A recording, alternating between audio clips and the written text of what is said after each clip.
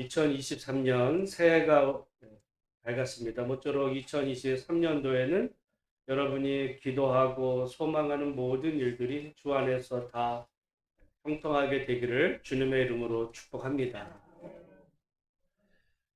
그런데 분명한 사실은 2023년도를 많은 사람들이 전망하기를 사실은 밝은 면보다는 암울한 소식들이 많은 것이 현실이에요. 경제적이거나 또 정치적이거나 또 남북 문제에 있어서도 아마 여러분 뉴스를 들으셨는지는 모르지만 최근에는 이제 며칠 전에 우리 수개월 내에 한반도에서 전쟁이 뭐 국지전식으로라도 일어날 수 있을 가능성이 상당히 높아졌다. 이런 소식들도 이제 간간히 들려를 옵니다. 그런 소식이 들려오면 제일 크게 영향을 받는 거는 우리 기업들이에요. 왜냐하면 외국에서 한국에 투자하고 있던 기업들이 여러분 누가 한국에 전쟁 난다는데 오겠어요? 사실 20년 전 저희가 미국에 있을 때 뉴스를 켜면 한국에 대한 소식을 들으면요. 맨날 전쟁이 곧 날 것 같은 얘기만 전 들었어요. 근데 한동안 우리나라는 이제 더 이상 전쟁이 안 나. 이런 상황이었었는데 이제 분위기가 바뀌었습니다. 날 수도 있을지 몰라. 남은야 이기겠죠. 그러나 비극은 벌어집니다. 그 이전에 경제는 무너지고. 그렇지 않아도 지금 뭐 금리나 여러 가지 면에서 뭐 우리 현실의 어려운 것들이 이제 다 예상되잖아요. 아마 2023년도를 누가 예측하면서 2023년도는 그 이전보다 좋을 거야라고 예측하는 사람은 사실은 아무도 없어요. 다 지난해보다 어려워질 거예요. 그런 예상들을 사실은 합니다. 그런데 또한 우리가 분명한 것은 지난 2022년도를 생각을 해보면 지난 2022년도를 시작하면서 2022년도는 러시아 우크라이나 전쟁이 날 거라든지 경제가 폭망할 거라든지 힘들 거라고 생각한 사람들은 또 아무도 없어요. 다 잘 될 거야라고 생각했거든요. 그런 의미에서 보면 사람은 내일 일을 몰라요. 우리 앞에 뭐 좋은 일만 일어나면 좋기도 하겠지만 어떤 일이 일어날지 인간은 알 수가 없습니다. 그 라비앙 호즈라고 이제 프랑스로 라비엥 이게 이제 인생이거든요. 앙호즈가 이게 그 장미예요. 장밋빛 인생. 사실 여러분 장미가 얼마나 아름다워요. 우리 장미로 봇을 볼 때 참 멋있는 인생을 다 꿈꾸지만 장미에는 뭐가 있어요? 가시가 있습니다. 보기에는 좋지만 우리들의 삶 속에 가시 같은 일들이 많이 있다 보면 이제 찔리기도 하고 아프기도 하고 그런 일들이 아마 2023년도에 우리 삶 가운데 일어날 거예요. 크고 작은 일들 속에서. 그러나 그 모든 일들 속에서 하나님과 함께 하심으로 정말 지난 1년을 이제 함께 하신 하나님, 오늘부터 시작이 된 2023년도 우리 하나님과 함께 함으로 올 연말이 됐을 때는 정말 이 어렵고 힘든 속에서도 하나님이 나와 함께 하셨노라 그렇게 믿음의 고백을 할 수 있는 우리 예수만교회 모든 가정들이 다 되시기를 주의 이름으로 축복합니다. 제가 목사로서 저는 여러 번 강조하지만 저는 정말 하나님이 어떤 분이신지에 대해서 지난 30년 어떻게 보면 그런 의문점을 갖기 시작했던 것은 제가 주일학교 때부터 나름대로 많이 제 나름대로 연구하면서 그런 부분에 대한 것들은 풀린 점들이 많아요. 신학적인 난제 중에 난제라고 하는 이 삼위일체에 대해서 저는 설교도 많이 한 적도 있어요. 사람들이 요한계시록을 힘들어할 때 요한계시록을 여러분 제가 몇 번을 설교를 했습니다. 그런데 제가 신학을 또는 성경을 하나님에 대해서 공부하고 연구하고 해도 제가 제일 어려우면서 이해가 되는 듯 하면서 잘 이해가 안 되는 가장 어려운 신학적인 저에게 있어서의 난제는 고난이에요. 왜 하나님은 우리 믿음의 사람들에게 고난을 허락하십니까? 이해도 안 되고요. 머리는 그럴 수 있다라고 생각이 되고 성경에 답은 있지만 여러분 인생에서 자기가 고난을 당하면 어려워지는 거예요. 여러분 성경의 욥기를 보면 욥은요 고난 당하기 전에 누구보다 하나님을 경외했던 사람이에요. 동방에서 최고의 의인이었고 하나님에 대해서 그는 가정적으로도 누구보다도 의로웠던 사람입니다. 근데 그의 인생에 고난이 닥치니까 그가 하나님에 대해서 의문을 갖기 시작. 그래서 앞으로 가도 뒤로 가도 내가 하나님을 찾을 수 없다라고 그가 탄식하는 이야기들을 본단 말이죠. 고난에는 하나님의 이런 뜻이 있어. 그건요, 자기가 고난을 안 당해서. 여러분, 오늘 우리들의 인생길에 2023년 어떤 일이 일어날지라도 정말 그 고난 속에서도 우리와 함께 하시는 그런 하나님과 함께 고난이 없으면 할렐루야. 그러나 고난 가운데서도 그 하나님으로 인해 승리하는 우리 모두가 다 되시기를 주님의 이름으로 축복합니다.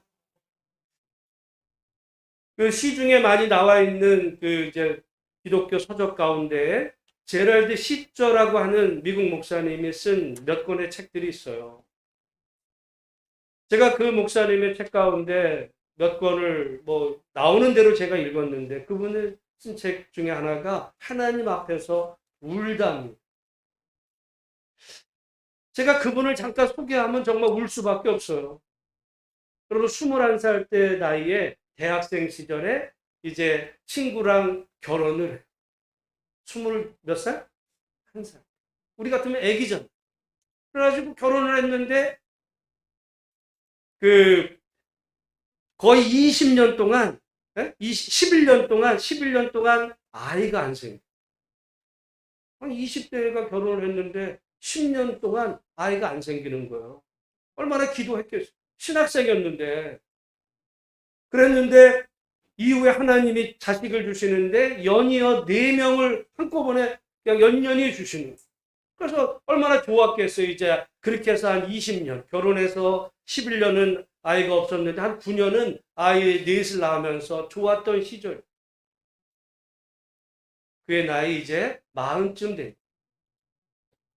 그때부터 오면 아이 키우는 재미, 인생의 재미를 느끼며 목사로서 해야 될 것 같은데 어느 날 사고가 납니다. 아내와 어머니와 4아이를 탄 차가 다가오던 그 술 취한 알코올 중독자의 차에 치여서 그 자리에서 어머니와 아내와 셋째 4살 난 딸이 죽어요. 그러면 아이가 몇 명이 남은 거예요? 셋 남았는데 큰 아이는 8살, 둘째 아이는 7살, 막내는 2살. 이 목사님은 여러분 저희도 미국에서 잠시 살아봤지만은 미국에는 절대로 아이들을 혼자 두면 안 돼. 우리는 부모가 예를 들어 너희들 집에서 아빠 엄마 잠깐 나갔다 올게 그거 신고 들어가면 부모 잡혀가요. 절대 아이들을 미성년자 아이는 같이 있어야 됩니다.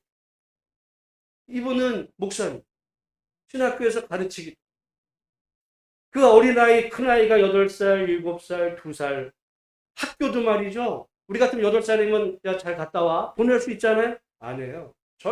그 교문까지 부모가 데려다 줘야 되고 데려와야 돼. 얼마나 분주하고 힘들었던 그 세월들 19년 동안 그의 나이 40에서부터 19년 동안 그 아이들을 홀로 키워. 그때 자기의 그 경험을 쓴 책이 하나님 앞에서 울다. 여러분 목사가 그런 일 갖고 울어? 여러분 울음이 나오겠어요? 말할 수 없는. 어떻게 보면 가장 즐거워야 되고 가장 아내의 손길이 필요했던 그 시기에 그러다가 이분이 19년 거의 20년을 아이들을 다 키우죠. 8살짜리 아이는 몇 살이 됐어요? 28. 우리 나이로 보면 이제 만일은 기준하기 때문에 거의 큰아이가 30이 돼요.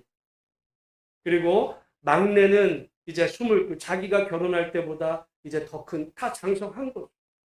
그러고 났을 때 이 목사님이 재혼을 하는데 그때 아이들이 그 자기의 세 아이가 그 아빠의 들러리를 쓰면서 미국은요 하동들이 같이 들러리 이렇게 친구들이 해주는 자식들과 함께 결혼합니다. 제가 그 목사님 인생을 이렇게 보면서 20년 주기로 결혼하기 전 20년, 결혼한 후에 20년 그 기간이 어떻게 보면 정말 고난의 세월, 즐겁기도 하고 아이들 키우다가 이제 다 떠나보내고 다시 또 다른 고난의 20년, 이제 60 이후에 나중에 그분이 쓴 책이 뭐냐면 하나님의 은혜입니다. 어떻게 보면 그분 책은 같이 읽어야 돼요. 여러분, 그분이 누구보다 죄를 졌어요? 우리는 많은 기독교인들 가운데 누가 고난당한 사람을 보면 그 사람의 문제라고 문제가 네가 있으니까 고난을 당하지. 그건 꼭 누구와 같냐면 욥의 친구들과 같아요.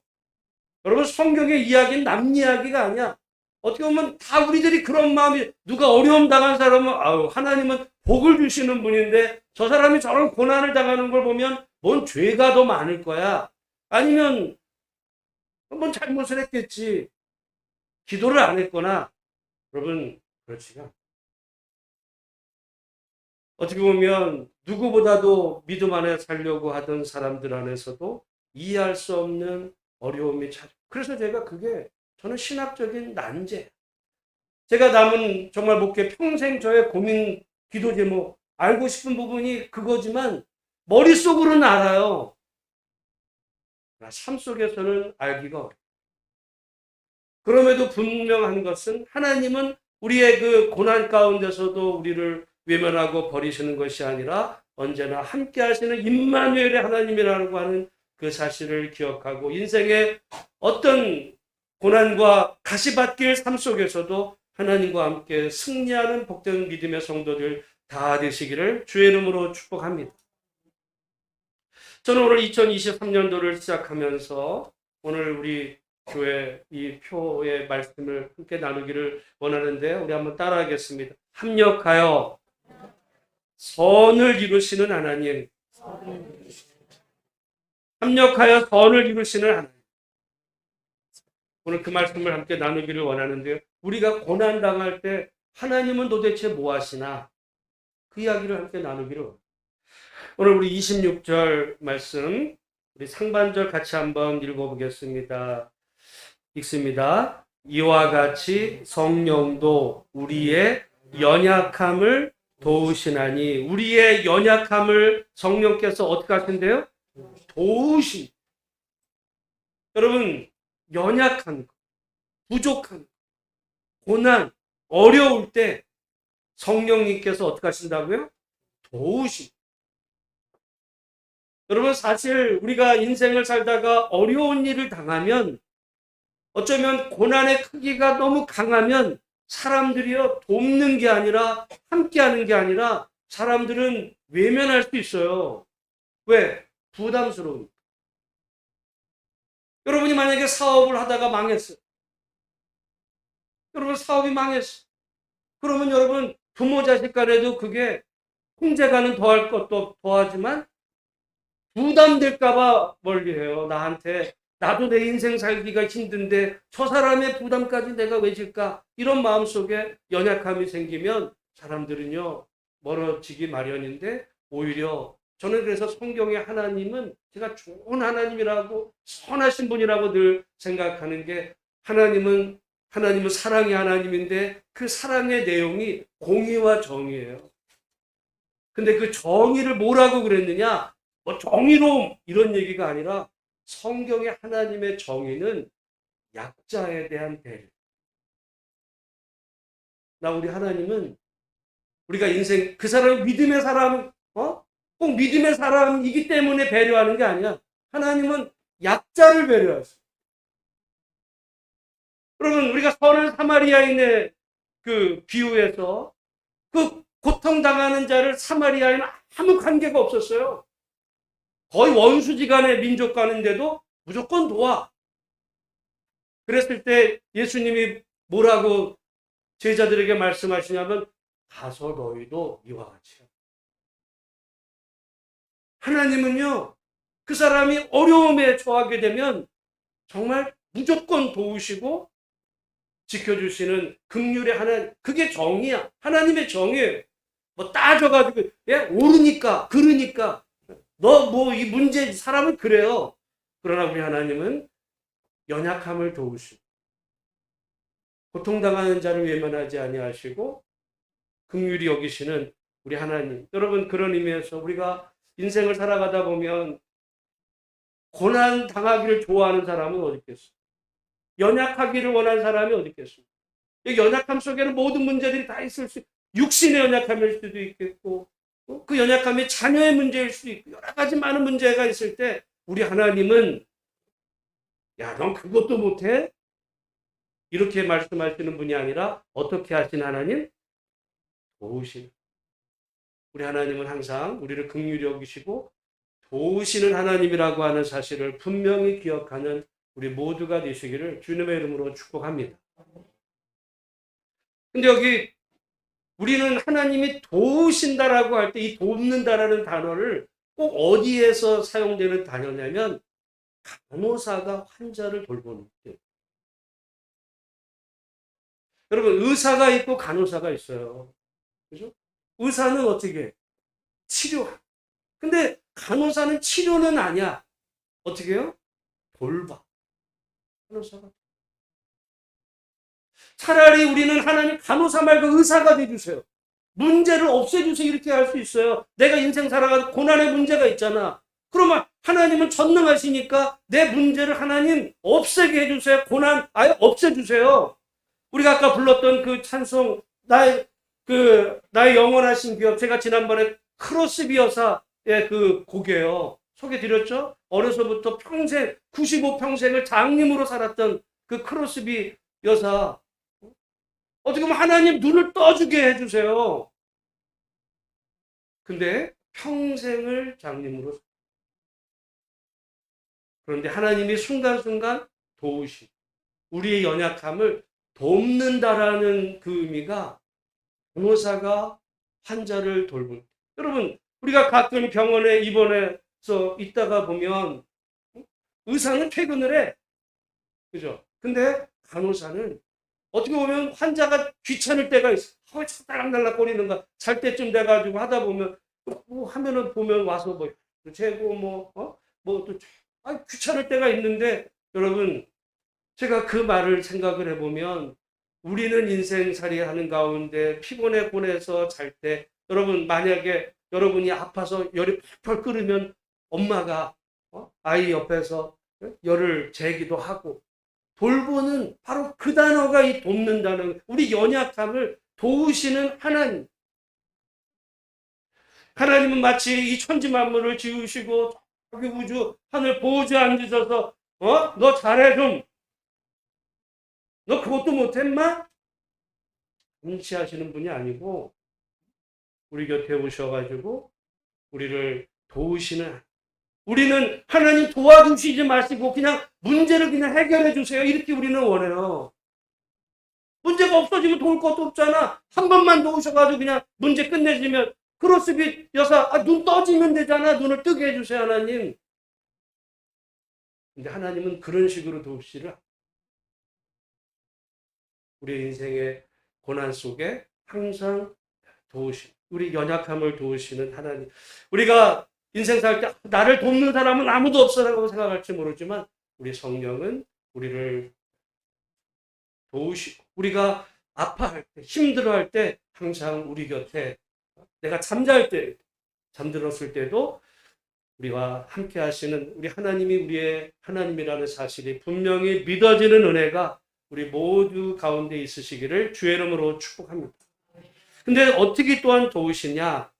여기 26절 말씀 같이 한번 읽어보겠습니다. 시작. 이와 같이 성령도 우리의 연약함을 도우시나니 우리는 마땅히 기도할 바를 알지 못하나 오직 성령이 말할 수 없는 탄식으로 우리를 위하여 친히 간구하시느니라. 도우시는데 어떻게 도우세요? 우리는 기도할 수 없어서 뭘 기도해야 돼, 어떻게 해야 될지를 우리가 알지 못할 때 성령이 말할 수 없는 탄식으로 우리를 위해서 누가 기도하세요? 성령이 기도를 하시고. 여기만 그런 게 아니에요. 27절 말씀도 같이 읽겠습니다. 마음을 살피시는 이가 성령의 생각을 아시나니 이는 성령이 하나님의 뜻대로 성도를 위하여 간구하심이니라. 우리는 하나님 간구하지 마시고 아까 말씀드린 것처럼 문제를 해결해 주세요. 우리의 바람은 그거야. 여러분, 죄송한 말이지만 미신하고요, 기독교 신앙은 다릅니다. 어떻게 보면 하나님을 믿지만 미신적인 신앙을 가질 수도 있어요. 여러분, 미신들은요, 무당에게 사람이 왜 찾아가요? 무당은요, 즉시 문제를 해결해 줘야 돼. 해결해 주기 위한 수단이 있어요. 뭐 점을 받는다든지, 그래서 이사를 언제 간지 이런 답을 줘. 그리고 문제가 있으면 그게 일반적으로 안 되면 어떻게 해요? 구술해. 그건 신앙이야. 그건 미신이죠. 하나님은요, 그렇게 하죠. 하나님은 우리를 도우시는데 우리를 위해서 친히 간구하시고. 어떻게 보면 그래서 사람들은요, 기독교 신앙보다는 미신 신앙이 더 원할지도 몰라. 왜냐면 그건 보여지니까, 만져지니까. 근데 하나님은 우리를 위해서 문제를 해결해 주시면 좋은데 간구하고 계시네? 답답하죠? 여기 지금 성령만 기도하고 계신 게 아니에요. 우리 34절 같이 한번 읽어보겠습니다. 누가 정죄하리요? 죽으실 뿐 아니라 다시 살아나신 이는 그리스도 예수시니 그는 하나님 우편에 계신 자요 우리를 위하여 간구하시는 자신이라. 여기 지금 우리를 위해서 간구하고 계신 분이 누구래요?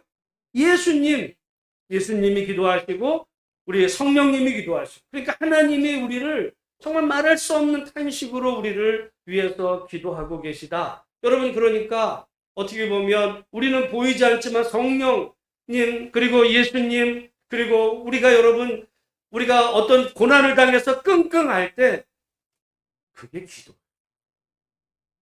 말할 수 없는 탄식.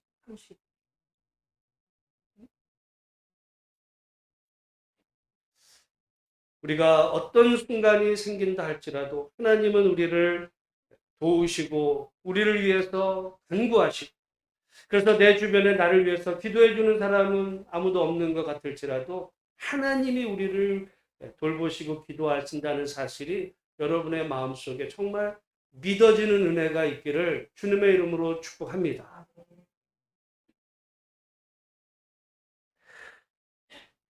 그 하나님께서 왜 이런 식으로 일을 해가시는가? 이게 이제 문제예요. 아까도 말씀드린 것처럼 그냥 문제를 없애주시면 좋잖아. 그러면 할렐루야죠. 여러분, 근데 인생을 살다 보면 어떤 한 문제가 해결됐어요. 그러면 인생이 바로 천국이 돼? 저희가 아이를 키워보면서 그래요. 결혼해서 아이 낳는 거. 요즘은 자녀를 키워도요, 요즘 결혼을 안 하려고 그러잖아. 근데 결혼을 했는데 또 아이 낳는 것도 힘들어. 그럼 아이를 낳으면 다해? 아이가 이제 또 건강하게 어린 시절을 자라는 것도 있어요. 그러면 잘 크기만 하면 돼? 공부를 해야 되잖아. 대학교 졸업하면 끝나요? 취직도 안 돼. 취직하면 다 됐어요? 그럼 또 결혼 문제 또 생겨. 여러분, 가만히 보면 인생에 한 고비 넘으면 그 다음 고비가 또 있더라. 만약에 그때 문제를 해결하는 시기라고 한다면 말이죠, 우리는 맨날 파도를 넘어. 그런데 하나님은 왜 이런 인생의 그 고비를, 문제도, 내 길은 그냥 푸른 초원 같은 그런 인생길을 우리는 다 원하지만 왜 가시밭길이고 그렇게 풍랑이는 파도와 같은 인생길을 하나님이 살게 하실까? 여기 하나님의 뜻이, 그 하나님의 뜻이 뭔가? 28절 말씀 같이 한번 읽어보겠습니다. 우리가 알거니와 하나님을 사랑하는 자 곧 그의 뜻대로 부르심을 입은 자들에게는 모든 것이 합력하여 선을 이루고. 여러분, 이 말이 뭐예요? 많은 사람들은 이거를 뭐라고 해석하냐면 그냥 다 잘 될 거야. 우리가 예를 들어 새해를 맞아서 복 많이 받을 다 잘 될 거야. 잘 되면 좋죠. 잘 되기를 바래요. 근데 다시 말씀드리지만 문제도 생겨요. 그러면 합력해서 다 잘 될 거야. 이런 얘기하는 게 아니에요. 그럼 여기 선이 뭐냐? 하나님이 왜 고난을 주셔서 이루시는 그 선이 뭐냐? 다 잘 될 거야라고 한다면 하나님은 정말 이상한 분이에요. 왜? 다 잘 될 거라면 고난을 줄 필요가 없잖아. 고난 줘가지고 괜히 마음 졸이게 하고 잘 되게 뭐하러 그래. 그냥 애초부터 다 잘 되면 되는 거지. 왜 고난이라는 게 왜 찾아오냐 이거예요. 그게 고난의 신비. 어떻게 보면 저의 평생의 정말 연구 제목입니다. 그래서 저는 고난과 관계된 책이 있으면 사실은 거의 다 사요. 읽어. 근데 이분이 쓴 책을 보면 이해가 되는데 또 다른 문제가 보면 또 이해가 안 되고, 그러면 이게 철학적인, 신학적인 어떻게 보면 굉장히 중요한 주제입니다. 근데 그럼에도 불구하고 성경의 답은 이거예요. 뭐냐면 협력하여 선을 이루는데 그 선이 뭐냐? 그냥 잘 될 거야 라고 하는 건 그건 그 답이 아니에요. 여러분 그 선이 뭐냐면 29절입니다. 29절 같이 한번 읽겠습니다. 하나님이 미리 아신 자들을 또한 그 아들의 형상을 본받게 하기 위하여 미리 정하셨으니 이는 그로 많은 형제 중에서 맏아들이 되게 하려 하심이니라. 여기 그 아들의 형상, 그리스도의 형상을 본받게 하고 그리스도의 형상으로 여러분 하나님이 인간을 만드셨을 때 인간을 어떤 존재로 만드셨냐면 하나님의 형상. 근데 죄가 들어와서요. 하나님의 형상이 깨졌어. 그 하나님의 형상으로 우리를 회복시키시기를 원해요. 그냥 예수 믿고 죽어 천국 가게 그게 하나님의 목적이 아니야. 오늘 한국교회는 신앙의 목적이 예수 믿고 복 받아서 그냥 행복하게 살다가 천국 가는 게 그게 전부 다라고 생각하지만 그건 하나님의 목적이야. 하나님의 목적은 우리가 하나님의 형상으로 회복. 하나님이 우리를 처음 지으셨을 때 인간을 향해서 하나님이 가지셨던 그 그런 하나님의 형상으로 우리를 빚어가시는데 하나님이 사용하시는 그 방법이 뭐냐? 방법이 뭐라는 거예요?